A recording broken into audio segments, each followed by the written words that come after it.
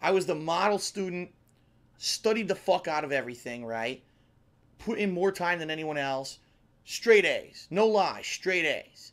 But after a while, it got easier for me. Like, I don't know why. Maybe my brain just got... Things started catching on more quickly. And so, it used to be I had to study for 3 hours for a test. Now I could study for 45 minutes and do just as well. Okay? I don't know what it was. It just happened for me. Something kicked in my head. And, I remember these other girls were all trying to like, stay at the top. And there was this one girl who always was just slightly better than me. And then, guess what? She had a nervous breakdown, quit school altogether, told her mom to go fuck herself for pushing her so hard, and went to go be a dancer. In my high school, I was the valedictorian. I had activities under my belt, including singing activities, clubs.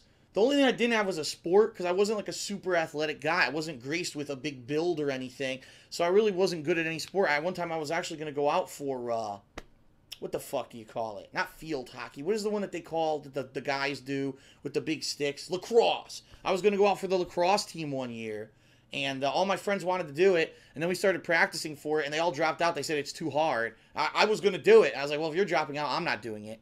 Great grades, everything. Went above and beyond, high honors classes I took, and I applied for the Ivy League schools, 2, which by the way are incredibly expensive to apply to. Both of them turned me down and said, fuck you, you're white and you're not rich, and you don't know anyone in our school, and you're not a minority quota that we're trying to get, so fuck you.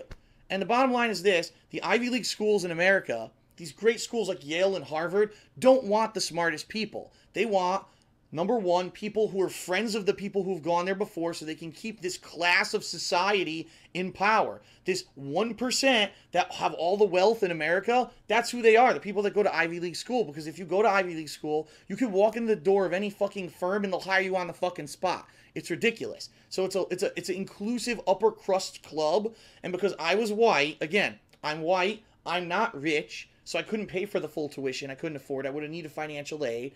And I was not a minority who they were trying to reach their minority quotas. I wasn't an athlete, so they were trying to reach their athletic quotas. They weren't looking for smart people. That's not what they want at Ivy League schools, which is why you can have George W. fucking Bush go to an Ivy League school, because he's a fucking moron. He becomes the president of the United States just because of that bullshit, but he's a moron just because he's a Bush and he's in that upper crust, all right? So when that happened, that was kind of the wake-up call for me. I said, it doesn't matter how hard I really work in my academic career. I'm going to get fucked because I don't know anyone. So when I go to college, I'll try, but if it's not working out to the point where, I'm not going to go nuts to try to get straight A's. Straight A's don't matter, and that's the truth. All in college, I got mostly some A's, some B's, a few C's. I think I got 1 D in a class, and that was the class that I dropped out of because that was the teacher who I was going to fucking break his face because he wouldn't teach us how to do computer programming, right? And after that, I just didn't care. It was like, I'm just going to pass. And I did. I just passed, and I was good. And that was it. That's how I really dealt with my academic career, okay?